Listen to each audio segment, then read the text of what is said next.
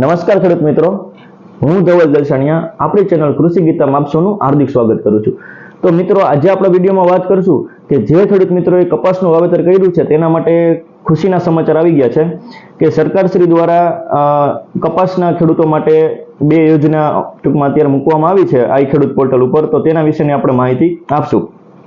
તો તે જે યોજના છે એ મિશન ફોર કોટન પ્રોડક્ટિવિટી એટલે કપાસ ક્રાંતિને ધ્યાનમાં રાખીને આપણે આ ટૂંકમાં યોજના મૂકવામાં આવી છે। એમાં પહેલી યોજના છે ICM ટેકનોલોજી અને બીજી યોજના છે CST ટેકનોલોજી, બરોબર। તો આ બે યોજના છે કે જેમાં ખેડૂતોને 14,000 અને 27,000 સુધીની ઇનપુટ સહાય મળી શકશે। તો સૌ પ્રથમ આપણે વાત કરીએ કે શું છે યોજના। તો સૌ પ્રથમ આપણે પહેલી યોજનાની વાત કરીએ તો કે ICM ટેકનોલોજી। ICM ટેકનોલોજી એટલે શું? તો કે ઇન્ટિગ્રેટેડ ક્રોપ મેનેજમેન્ટ એટલે કે કપાસ પાક સંકલિત વ્યવસ્થાપન, બરોબર। જે ખેડૂત મિત્રોએ 90 બાય 60 સેન્ટીમીટરના ગાળામાં કપાસનું વાવેતર કર્યું હોય તો તે ખેડૂત મિત્રોને આ યોજના લાગુ પડશે। એટલે 90 બાય 60 સેન્ટીમીટર એટલે શું કે 3 ફૂટ બે હાર વચ્ચેનું અંતર હોવું જોઈએ। માનો કે આપણે બે કપાસની હાર છે એમાં 3 ફૂટનું અંતર અને બે કપાસના છોડવા વચ્ચેનું 2 ફૂટનું અંતર, બરોબર। તો એને આ યોજનાનો લાભ મળશે। તો તેમાં સરકારે જાહેર કરી છે 14,000 ઇનપુટ સહાય, 14,000 રૂપિયા સુધીની ઇનપુટ સહાય આપને મળવા પાત્ર છે। તો તેમાં આપણે મહત્તમ એની વાત કરીએ હેક્ટરની, તો મહત્તમ 2 હેક્ટર સુધી ના વાવેતરમાં યોજનાનો લાભ મળશે, બરોબર। પછી બીજી યોજના છે CST ટેકનોલોજી, બરોબર, એટલે close spacing technology. Close spacing technology એટલે આપણે ગુજરાતીમાં કહીએ તો કે કપાસ પાક સંકળા ગાળે, બરોબર।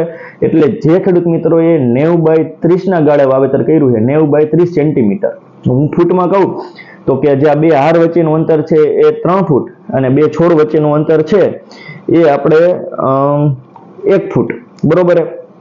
તો જો એ રીતે ટૂંકમાં આપણે વાવેતર કર્યું હોય સાંકડા ગાળે તો તેને મળશે સહાય 27,000 ઇનપુટ સહાય મળવા પાત્ર છે। એમાં પણ લિમિટ છે 2 હેક્ટરની, 2 હેક્ટર મેક્સિમમ 2 હેક્ટર જમીનમાં ટૂંકમાં તમને આ સહાયનો લાભ મળે, બરોબર। ને બીજી વાત કરીએ તો કે આ યોજના ક્યાં આપણે જોવા મળશે તો કે આઈ ખેડૂત પોર્ટલ 2.0 છે, હું એની લિંક ડિસ્ક્રિપ્શનમાં મૂકી દઈશ। એના ઉપર ખેતીવાડીમાં આ બે યોજના જોવા મળશે, ICM ટેકનોલોજી અને CST ટેકનોલોજી, બરોબર। એટલે આ રીતે છે। અને ખાસ કરીને એમાં શું વસ્તુની ધ્યાનમાં રાખવા જેવું છે કે કેને કેને આ લાભ મળશે તો કે ગુજરાતમાં 21 જિલ્લા માટે જે જિલ્લા છે એ હું અત્યારે વાત કરું તો કે રાજકોટ, જામનગર, છોટાઉદેપુર, ગીર સોમનાથ, અમરેલી, સુરેન્દ્રનગર, ભાવનગર, બોટાદ, ભરૂચ, અમદાવાદ, વડોદરા, કચ્છ, સાબરકાંઠા, નર્મદા, મહેસાણા, બનાસકાંઠા, અરવલ્લી, ગાંધીનગર, મોરબી, જૂનાગઢ ને પાટણ, બરોબર। આ 21 જિલ્લામાંથી જે ખેડૂત મિત્રોએ કપાસનું વાવેતર કર્યું હોય અને મેં જે વાત કરી એ ગાળામાં વાવેતર કર્યું હોય તો એને આ લાભ ખેડૂતોને મળશે। અને બીજું ખાસ કે જે બિયારણ છે એ આપણે કપાસનું બિયારણ તમે જે વાવેતર કર્યું હોય સરકાર માન્ય હોવું જોઈએ અને મંજૂર કરાયેલું હોવું જોઈએ। જો એ મંજૂર કરાયેલું બિયારણ તમે વાવેતર કર્યું હશે તો આ તમને સહાય મળવા પાત્ર છે। અને આ જે ફોર્મ ભરવાની તારીખ છે એ આપણે વાત કરું તો કે 10 જુલાઈ 2026 થી 24 જુલાઈ 2026 સુધી આપણે આનું ફોર્મ તમે ભરી શકશો।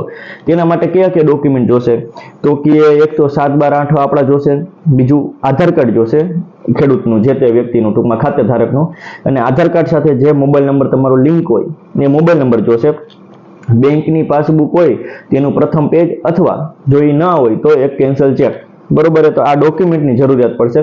પછી આ અરજી આપણે કઈ રીતે કરી શકાય છે તો કે આપણે માનો કે ગામમાં ગ્રામ પંચાયત હોય તો VC દ્વારા કરી શકાશે અથવા નજીકના તમારા સેન્ટરમાં CSE સેન્ટર હોય તો ત્યાં જઈને પણ અરજી કરી શકાશે અને આપણે જાતે પણ અરજી કરી શકાશે, બરોબર। તો આ રીતે જે ખેડૂત મિત્રોએ કપાસનું વાવેતર કર્યું તેને આ બે અરજીનો લાભ મળી શકશે।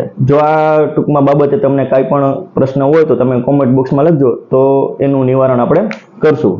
તો ખેડૂત મિત્રો, તમને આ માહિતી કેવી લાગી? જો માહિતી સારી લાગી હોય તો બીજા ખેડૂત મિત્રો ગ્રુપમાં આપણે આ માહિતી શેર કરજો, એટલે બીજા કપાસના ખેડૂતો જે હોય એને પણ આ માહિતી મળી રહે અને એ પણ આ લાભ લઈ શકે।